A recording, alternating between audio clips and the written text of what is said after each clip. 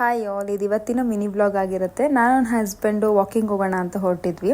So ಅಲ್ಲಿ ನೋಡಿದಾಗ ಇದು ಹಣ್ಣು ಕಾಣಿಸ್ತು. ಈ ಹಣ್ಣು ನಂಗೆ ನೋಡಿದ ತಕ್ಷಣ ತಿನ್ನಬೇಕು ಅಂತ ಅನ್ನಿಸ್ತು. ಏನು ಹಣ್ಣು ಅಂತ ಗೊತ್ತಾಗಿಲ್ಲ.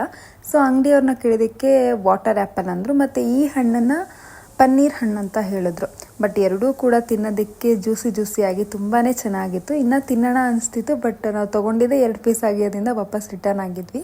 ಅದಾದಮೇಲೆ ಇಲ್ಲಿ ನಮ್ಮ ಮನೆ ಹತ್ರ ಒಂದು ಕರಿಬೇವು ಗಿಡ ಇತ್ತು. ಸೊ ಇದ್ರದ್ದು ಅದು ಕಾಯಿ ಅಂತೆ. ಸೊ ಇದನ್ನು ಹಾಕಿದ್ರೆ ಕರಿಬೇವು ಗಿಡ ಕೂಡ ಬರುತ್ತೆ.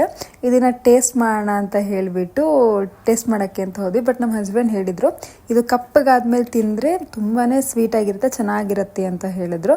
ಸರಿ ಹಾಗೂ ಟ್ರೈ ಮಾಡೋಣ, ಹಿಂಗೂ ಚೆನ್ನಾಗಿರುತ್ತೆ, ಟ್ರೈ ಮಾಡು ಅಂತ ಹೇಳಿದೆ ನಾನು.